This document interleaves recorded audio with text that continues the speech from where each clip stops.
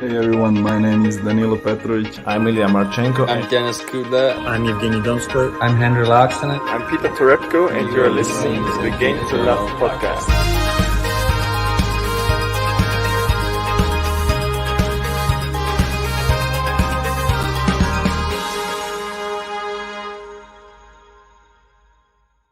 Hey, welcome back, tennis fans. Just a quick podcast here, as there's not going to be any room left in today to get our semi-final review out for the women's. That's coming up thick and fast. We got the men's quarterfinals playing today. We'll be covering those matches very, very shortly. Let's go straight into it, mate. Should we share the screen? We've got our semi-finalists. Apologies. Oh, you're doing it. Go for it, mate. First up, we have Angelique Kerber, Ashley Barty in the first semi-final, which is a very, very exciting one, I think, because Barty's grown into the tournament as it's gone on. No one's really given her a chance, and she's just slipping through at the top of the draw. World number one, surprising?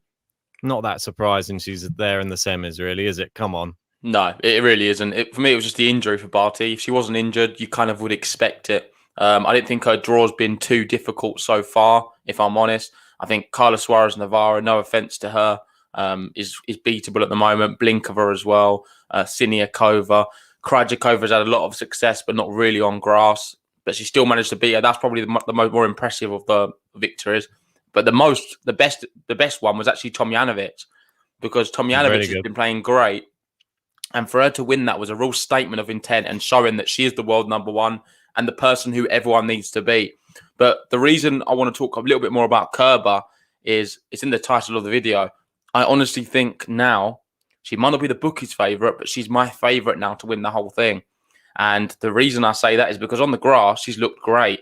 I think she's going into, a 10 winning streak or something, maybe more now. Yeah, I think it's 11 now, yeah. 11, where she completely, Bad Homburg. She obliterated the field there. She dropped only like 2 sets. One against Kvitova, obviously, as we know, is a great tennis player. And then this Wimbledon, beating Coco Gauff in straight sets, incredible. The match against Sorribes Tormo played brilliant as well. One of the best matches of the tournament. Kerber come through that as well. And then beating Mukova in straight sets as well. Angelique Kerber, you can't ignore.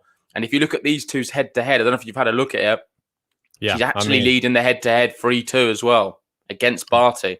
Yeah, it's all on hard court, though. That's all I'd say there. Yeah. And Kerber probably more favourable on the grass. Obviously, she's Wimbledon champion from 2018. She was out of form. She's right back in form on this one. But she's playing an Ashley Barty who, for me, she's sort of, like I was saying at the start, she's grown into it. She breadstick Tomljanovic, which I don't think anybody saw coming in the battle of the Aussies. Siniakova, I thought that was a tough match as well, because she's been really good recently on grass. Took her out. And she hasn't dropped a set since the first match of this tournament. So I think she's getting stronger and stronger. It's going to be a tough match for Angelique Kerber. But I think this could be one of the matches of the tournament on the women's side, if I'm honest. Yeah, no, I agree. I'm just having a look at the odds now, and it's surprising to see. Ashley Barty's a big favourite at 1.4. You can get Kerber at 3s, and I think that is really good value there. Personally, definitely. Kerber, the better grass quarter historically as well.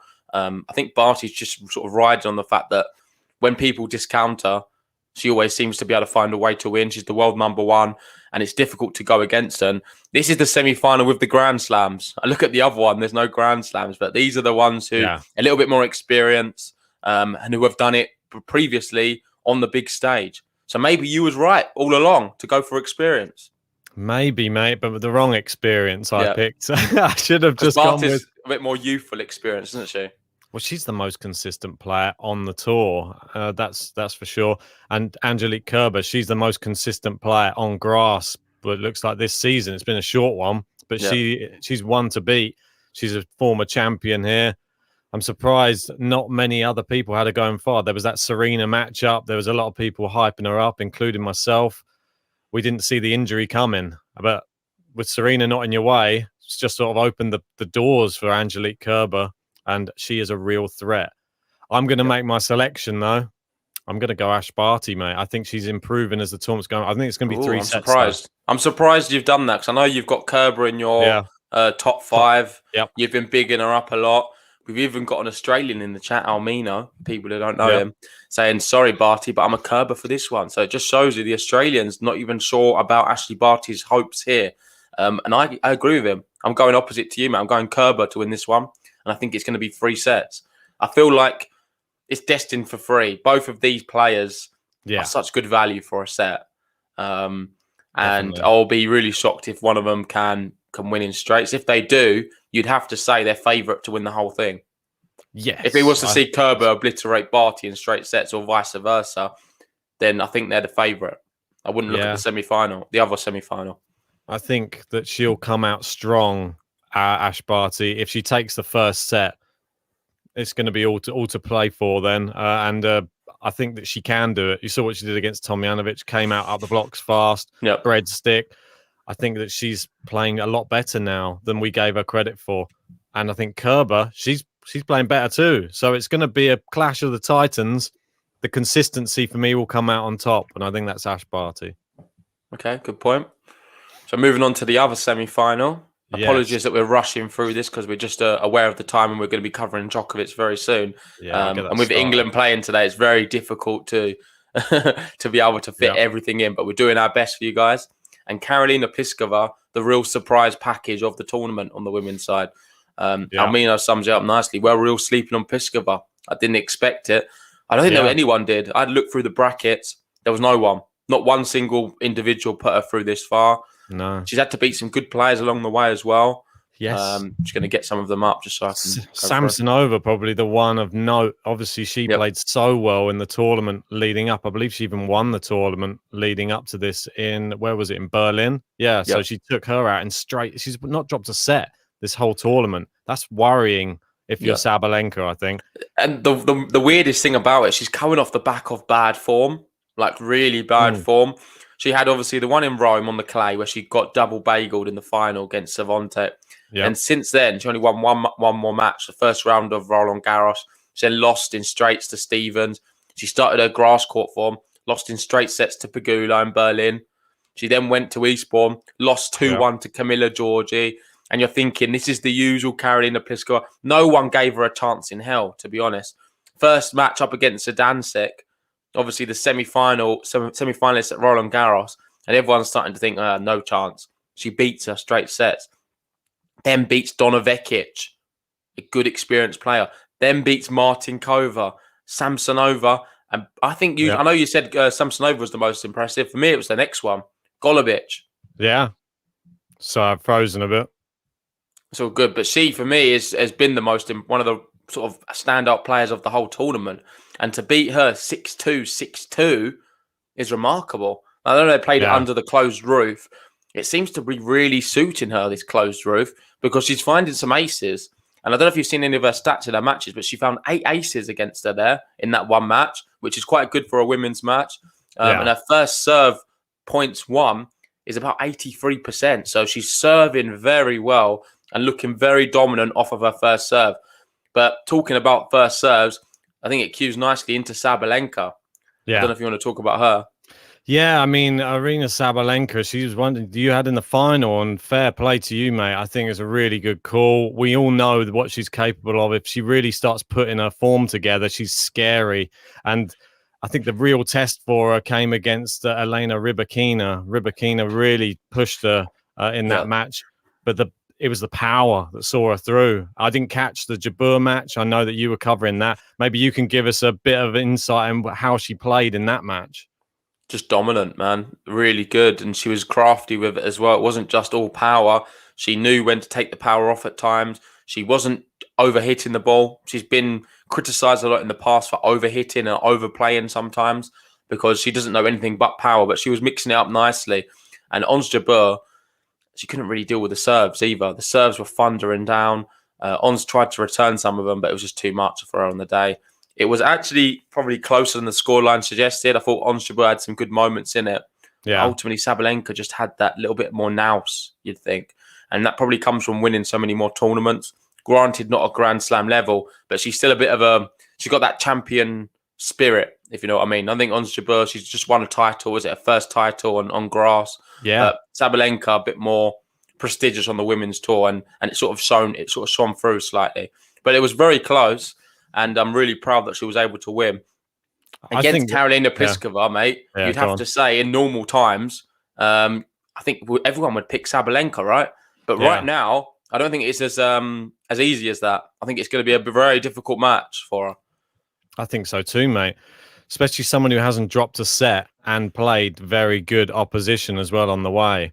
Golubic, she was playing the best tennis of her career by the looks of it, and she knocked her out in straight sets as well, and fairly comfortably as well. It wasn't just it was a double swan, the 6-2, 6-2.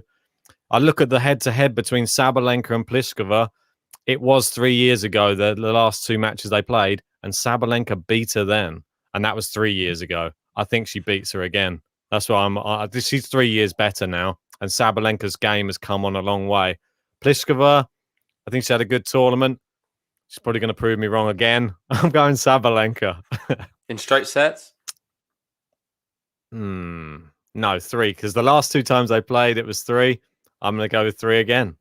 Okay, I'm going more straightforward. I'm going to go Sabalenka straight sets, and that's not because Pliskova's not a good player. It's because at business end of tournaments, she still always seems to struggle. She's not someone to get it over the line. I think her mental aspect of her game needs working on, because she's definitely a really good tennis player. She's got every shot in the book. She can volley. She can have the big shots.